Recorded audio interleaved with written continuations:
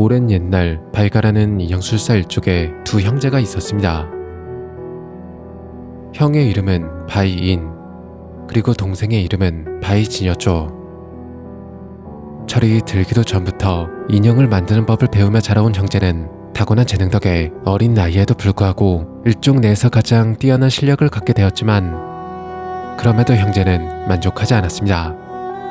형제는 인형을 더욱더 인간에 가깝게 만들고자 했고, 그래서 불로불사를 연구하는 학문인 연단술까지 공부해 인형에게 생명을 부여하려 했죠. 그리고는 이윽고 연금술이라는 새로운 가능성을 발견하게 되고, 8년에 걸쳐 대륙을 횡단해 마침내 형제는 연금술의 도시 프라하에 다다릅니다. 그곳에서 형제는 어느 연금술사의 제자가 되었고, 그의 밑에서 본격적으로 연금술을 익히기 시작했죠. 그러던 어느 날 형제는 스승의 심부름을 나왔다가 우연히 한 여성과 만나게 되는데,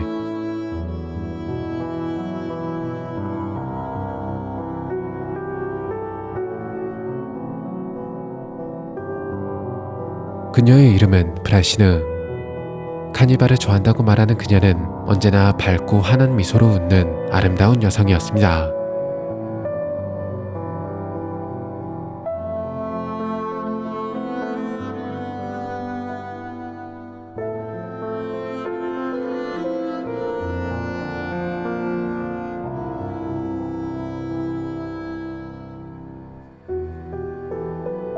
동생인 바이지는 그녀에게 첫눈에 반한 듯 보였지만, 형인 바이이는 자신들의 꿈을 이루기 위해서는 지금은 연금술에만 매진해야 한다고 생각했기에 그녀의 아름다운 미소를 애써 외면했죠. 게다가 그녀에겐 언제나 좋지 않은 소문들이 따라다녔고, 간혹 이해할 수 없는 수상한 행동을 보이기도 했습니다.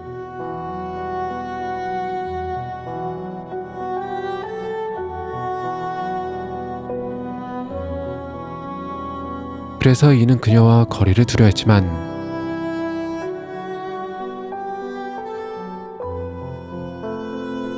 그녀가 사실은 본인보다 부족한 이들을 위해 자신의 것까지 기꺼이 내어주고, 병든 아이를 위해 달걀 하나를 훔치다 붙잡혀 도둑의 낙인까지 지켜버린 천사와도 같은 고운 마음을 가진 사람이라는 사실을 알게 됩니다.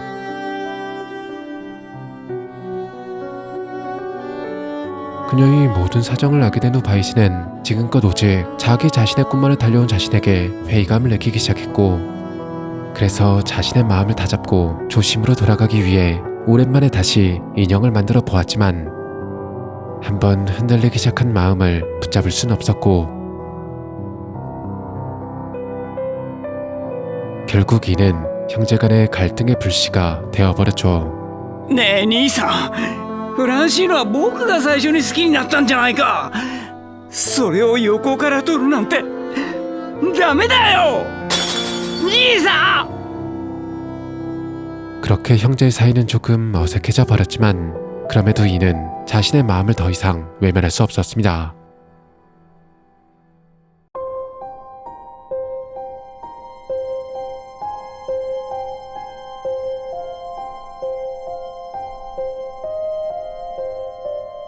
아라, 이사! この間はありがとう。何を祈っていた？ちょっと照れるな。世界中から病気がなくなりますようにって。自らを不幸な境遇に置いて、それでもなお他に目が行くというのか。なんという深く広い。どうかした？私はこの女ならフランシーヌ、私と一緒になってくれ。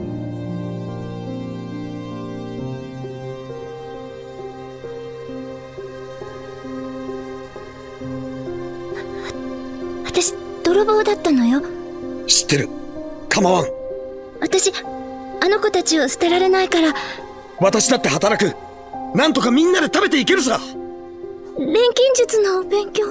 あんな学問に未練はない。だからフランシーヌ、私の連れ合いになってくれ。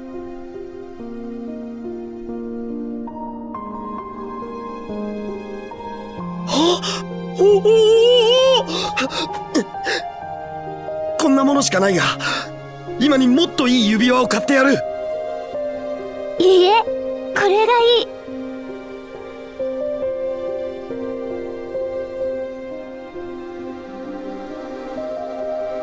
그렇게 서로의 마음을 확인한 두 사람은 부부가 되기로 약속했죠. 그런데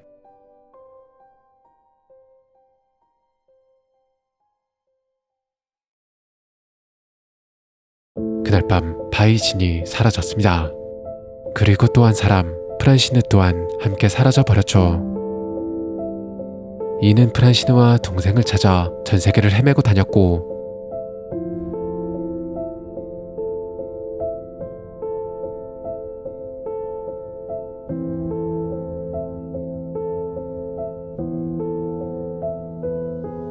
그리고 비로소 9년 만에 프랑스의 퀴베롱에 위치한 크루그라는 작은 마을에서 두 사람에 대한 소문을 들을 수 있었죠. 마침내 두 사람을 찾아낸 이내 마음속엔 오직 분노만이 가득 차 있었습니다.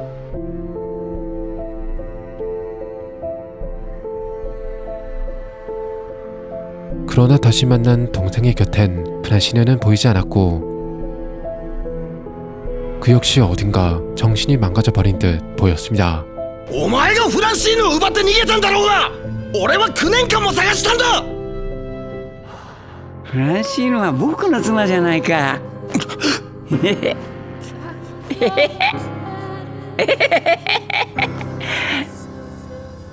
兄さん、なんで僕を裏切ったんだよ。フランシーヌは僕のだって言ったじゃないか。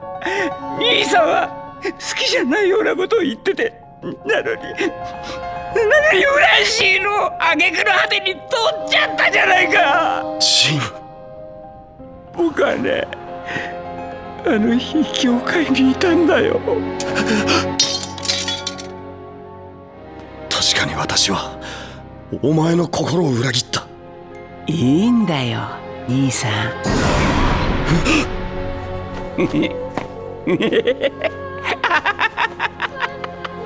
兄さんが驚いてる。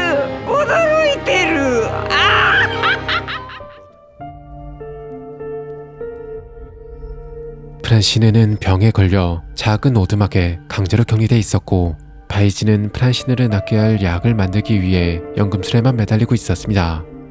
정신이 멀쩡하지 않은 동생과의 대화는 더 이상 의미하기만 했고, 바이진은 서둘러 프란시느가 갇혀있는 오두막으로 달려가 보는데,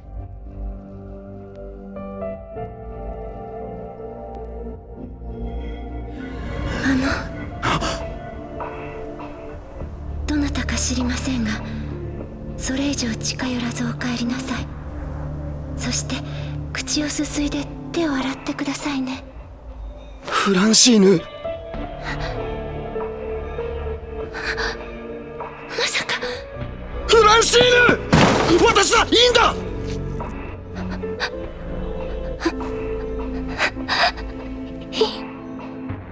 幻。幻でもいいから消えないで。幻なんかじゃない。9年間も探してやっとお前を見つけたんだ。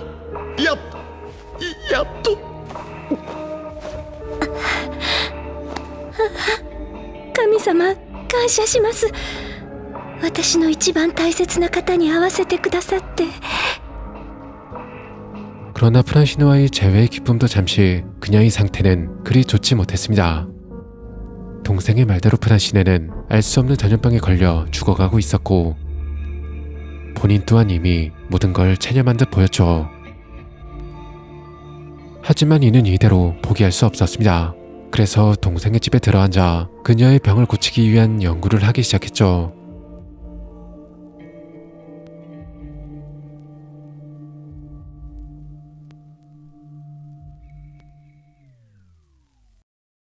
다행인지 불행인지 프란시느를 찾는 여정에서 수많은 새로운 지식들을 얻을 수 있었고, 기존에 알고 있던 지식들과 융합하여 마침내 연금술의 결정체인 부드러운 돌을 만들어내는데 성공합니다.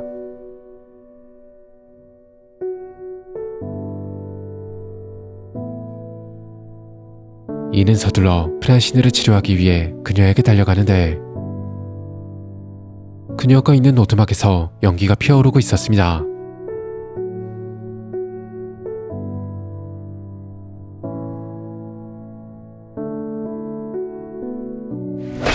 今助けてやる。薬ができたんだ。何にでも効く薬が。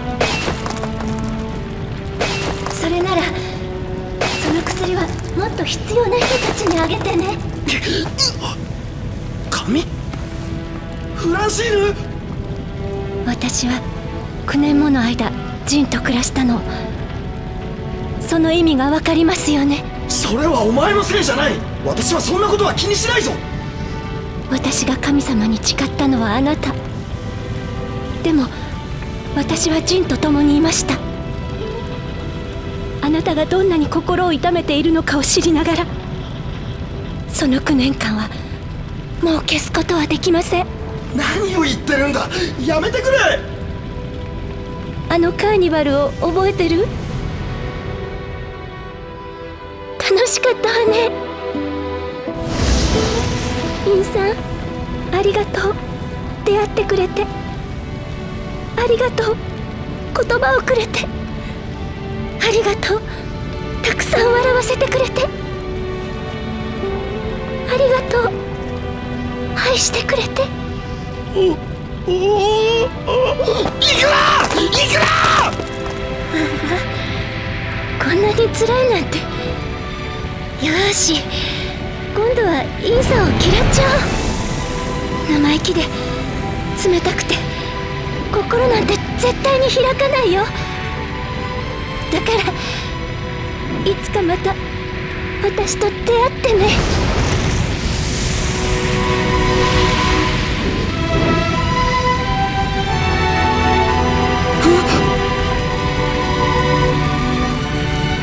なんだ。なんと言った。フランシーヌ。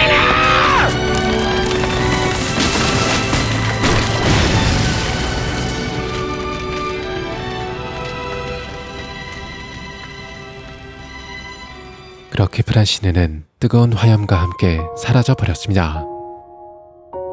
아마도 오두막의 불은 자신의 의지가 아니었다지만 사랑하는 이를 두고 다른 사람과 살아야 했던 죄책감과 미안함에 그녀 스스로 일으킨 것이었겠죠.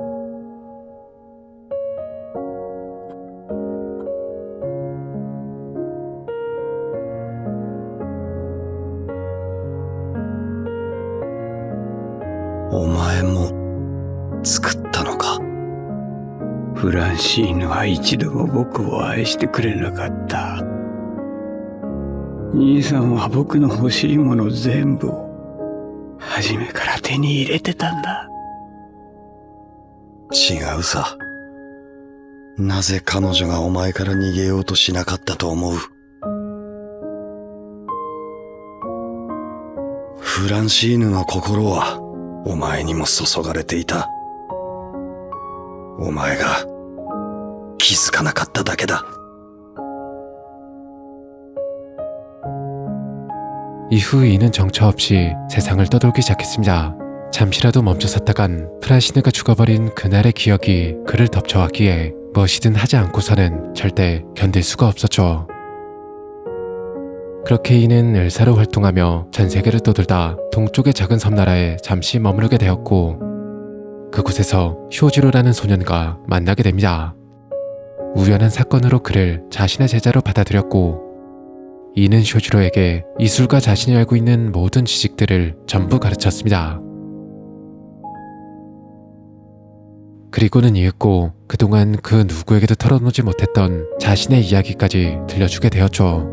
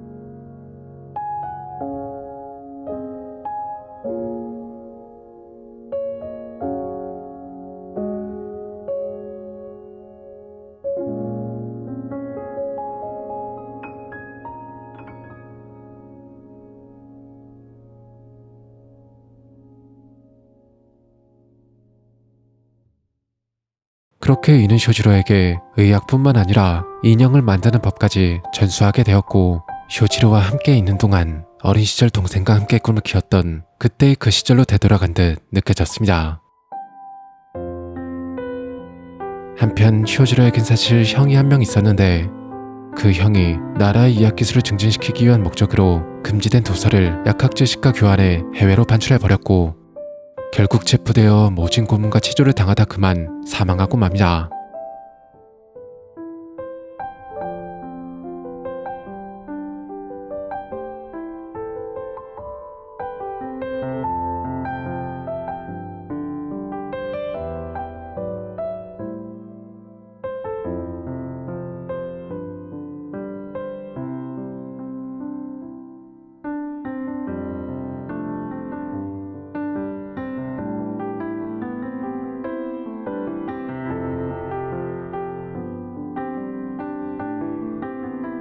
어린 쇼지로의 결의를 통해 이는 비로소 자신이 해야 하는, 오래전에 해야 했던 일을 깨닫게 됩니다.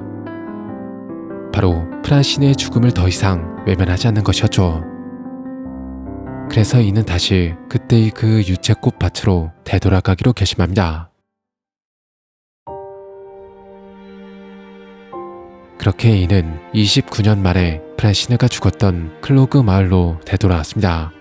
그런데 그를 기다리고 있던 건 끔찍한 지옥으로 변해버린 마을의 모습이었죠.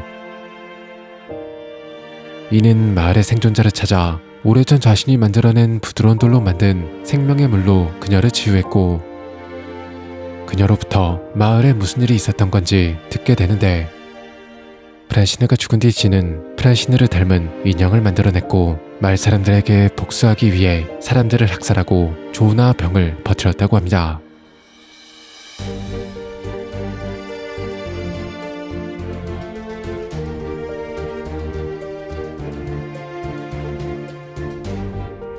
이 모든 일의 원흉은 다름 아닌 바로 자기 자신이었습니다. 그렇기에 동생이 저지른 일을 자신이 수습해야만 했죠.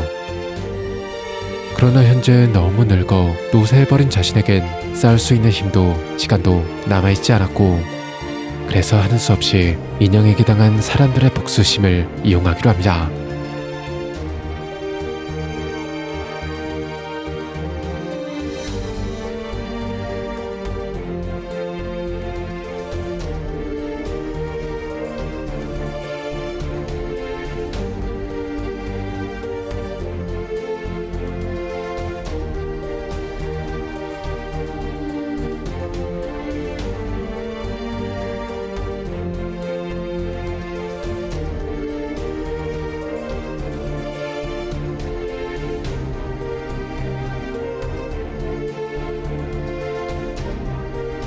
이는 그녀에게 인형들에게 복수할 의지가 있는 자들을 찾아 생명의 물을 먹여 인형들과 맞서 싸우라 말했고, 인형에게 대항할 무기로 쇼지로와 함께 완성한 인형을 그녀에게 맡깁니다. あなた様は白金。名は白金だ。 이후 그녀는 인형들과 싸울 사람들을 모집하기 위해 떠났고, 그 사이 이는 자신에게 남은 마지막 사명을 실행에 옮깁니다. 생명의 물에는 모든 병을 고치는 치유의 힘뿐만 아니라 사람의 마음을 녹여 보존하는 힘이 숨겨져 있었고, 이는 자신을 생명의 물에 녹여 모든 인형을 소멸시키려는 자신의 의지를 앞으로 인형들과 싸우게 될 사람들의 마음에 각인시켜 넣기로 결심했습니다.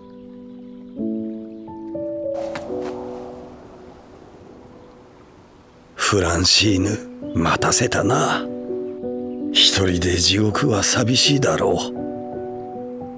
こんな下道をする私もすぐそこに行くよ。フランシーヌ、心からお前を愛していたよ。 그렇게 바이인의 몸은 우물 속으로 사라져 버렸지만, 그 우물의 물을 마신 이들을 통해 그의 의지는 영원히 이어지게 되었고, 이윽고 그들은 스스로를 시로가네라 부르며 인형들과의 끝없는 싸움을 이어가게 됩니다.